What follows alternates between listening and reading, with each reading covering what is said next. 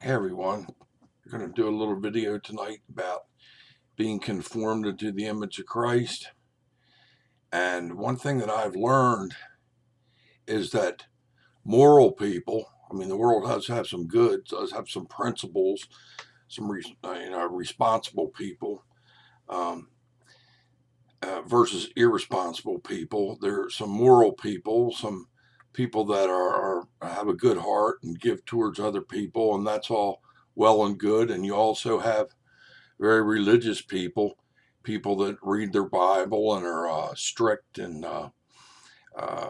their prayer life and trying to get along with the Lord, and that's great also. But within all types of people, the whole idea is to come to humility to the cross of Jesus Christ. We do that when we're first born again, and we do that as we continue to grow. Now, with me, there's nothing that brings me to the cross faster than trials of life. Right now, going through a trial with some property I own. I'm trying to get straightened out. Um, and a family member that was irresponsible, and this is a very hard thing to do. And he's very bitter and angry, and so this has been one heck of a trial. And I thought I was doing my Christian thing by trying to help the man. Well, maybe I did what the Lord wanted me to do in ignorance, or maybe not. But my heart was in the right place, and faith has to do with loyalty to the Lord. How loyal are we to the Lord? Now, if you push a lot of people, um, you'll find out who has a spirit of rebellion, that is, doesn't want to be with the Lord, doesn't want to walk with the Lord. Um, and even if they're religious, and religious people like that are usually very self-righteous, very proud people. And of course, an actual believer is humbled because he realizes without the Lord, he's nothing. And what I've come to recognize is, I don't know, let's just say with the structured church, for instance, I don't drink, I don't cuss, I don't smoke type of thing. That's what they gauge. They gauge your behavior.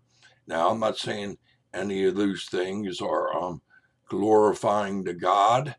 However, when we go through trials, when our flesh is squeezed, sometimes some things that aren't very godly come out of us, and this is the way that the Lord works sanctification in us. We say, "Wow, that shouldn't be there," or you got to go pray about it, and you got to go ask for help, ask the Lord for help, because you don't want to be prideful, and it's like a muscle builder.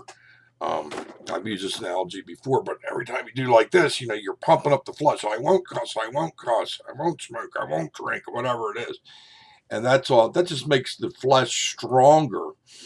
But and if you're doing it in your flesh, actually, you're in a type of rebellion against the Lord, because you have to be humble to realize that you can't do it by yourself.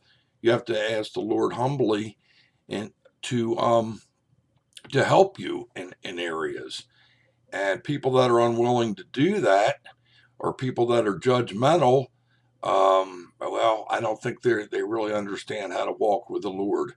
And like I said, a lot of these structured churches, I don't know. I've had places when I was in ministry say, "Well, do you smoke cigarettes?" or whatever. When you get an application for a lot of Christian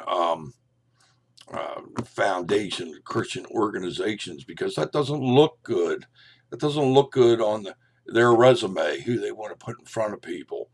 Um, and I see a lot of this in the church. I remember years ago when Dr. Gross was doing deliverance with Reverend, I won't mention his name, but his other associate pastor.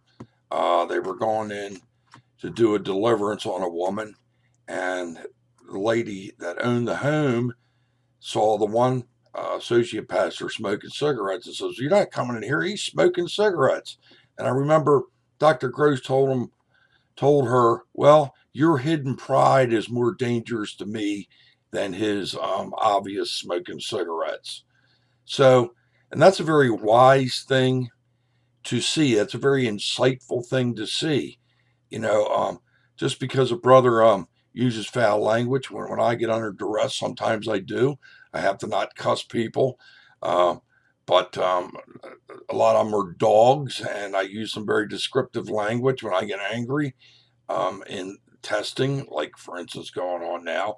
But sometimes you just need a brother to listen to you, not condemn you because, the words that you use.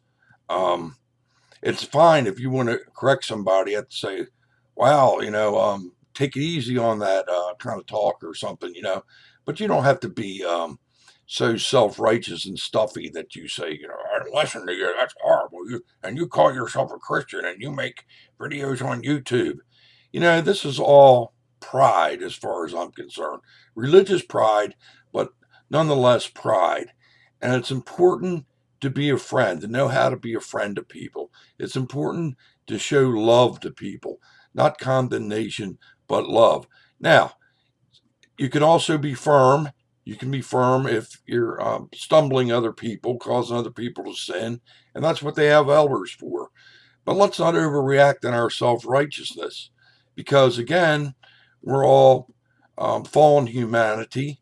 We're all struggling in this world, and anybody that thinks that they not is really deceiving themselves, or has built their self-discipline up enough where they don't exhibit certain certain behaviors that aren't glorifying.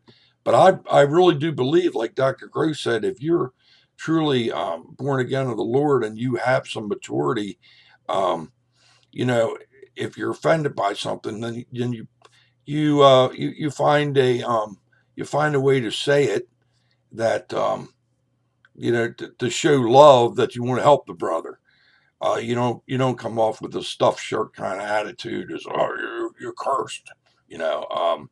But anyway, that's I was thinking about this today, and a lot of that is just it's rebellion. They won't be it's self-righteous rebellion, but they won't actually be conformed to Jesus Christ.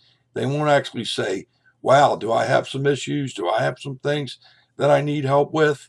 Um, no, it becomes a judgmental things like the scribes and Pharisees were.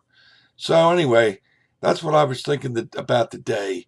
Is you have to come to that cross in humility, especially in times of weakness and times of testing. I know it draws me to it. And, when you're renewed, when the Spirit of God renews you, because we all have a flesh, then probably next time you speak, you won't be cursing because you've been renewed. You're right with the Lord. You're walking in the Spirit of God.